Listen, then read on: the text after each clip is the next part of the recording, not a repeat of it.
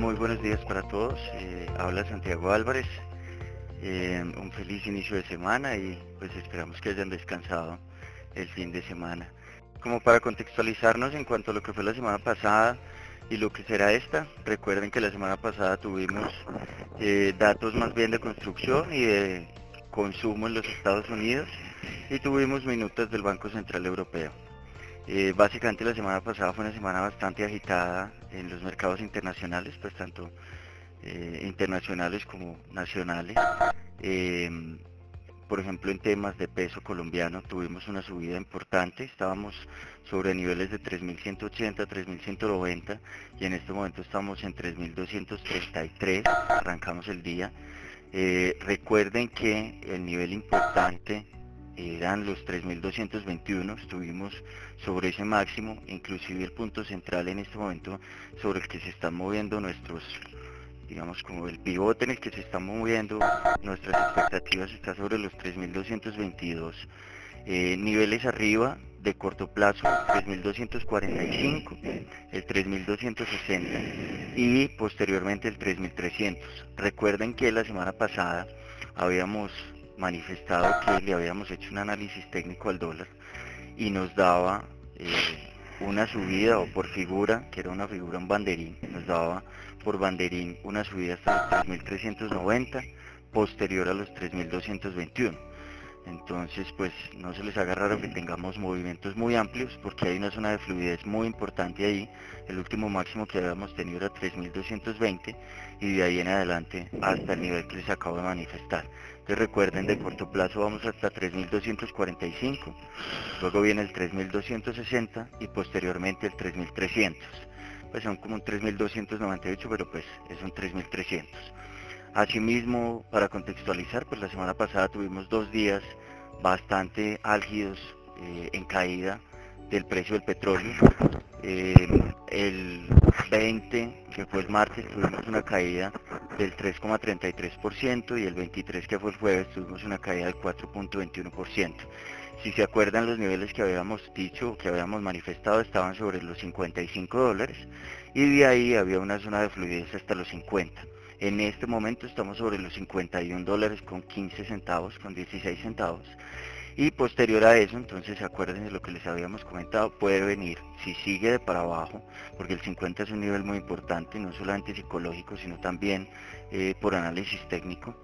Entonces después de ese 50 puede venir un 45 y en dado caso que siga esa tendencia y siga esos movimientos tan amplios, podríamos tener un petróleo a $42. Para contextualizar en lo que está sucediendo, lo que podría suceder esta semana, tuvimos datos importantes en cuanto al bombeo de crudo de Arabia Saudita. Están sobre los 11,3 millones de barriles, después de haber tenido una producción de 11,2 millones de barriles el mes pasado, es decir, en octubre. Eso, como en cifras macro, que nos dice que están produciendo 0,5 millones de barriles por día más de lo que estaban produciendo y eso equivale a un 0,5% de la demanda global. Entonces, si las noticias del próximo año apuntan a que esa demanda global de crudo va a estar un poquito bajita o se va a desacelerar, y fuera de eso tenemos mucho bombeo de Arabia Saudita, pues el principal productor a nivel a nivel global y del OPEP, pues podríamos ver un petróleo que siga descendiendo o que se mantenga pues sobre los niveles en los que estamos.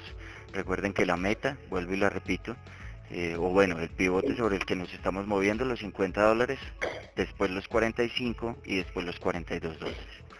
Entonces eso es como una contextualización de lo que fue la semana pasada, con lo que empezamos esta semana. Y finalmente, para terminar mi intervención, pues tenemos datos de confianza del consumidor para Estados Unidos el día de hoy, importantes, porque nos siguen dando luces de cómo se está moviendo la economía estadounidense. Vamos a tener el segundo dato, es decir, el revisado del Producto Interno Bruto en los Estados Unidos para el tercer trimestre. Acuérdense que tuvimos un dato del 3,5%, súper positivo. Y vamos a tener datos de precios y datos, o bueno, las minutas ya transcritas de lo que fue la reunión de la Reserva Federal, así como datos de precios también para Estados Unidos. Y finalmente el viernes, a nivel local, vamos a tener reunión del Banco de la República. Tenemos que estar muy pendientes en cuanto al mensaje que nos puedan otorgar en este momento de tiempo, y sobre todo con la noticia con la que despertamos hoy, y es que muy probablemente estará lista la ponencia de la ley de financiamiento para presentar al Congreso. Entonces, durante estas semana que nos queda del mes y el último mes del año, pues vamos a tener que estar muy pendientes sobre todo ese tema a nivel local. Entonces los dejo con Nicolás García, que nos quiere hacer pues digamos, nos quiere dar una visión de lo que fue el mercado la semana pasada y más o menos qué está viendo para esta semana. Buenos días.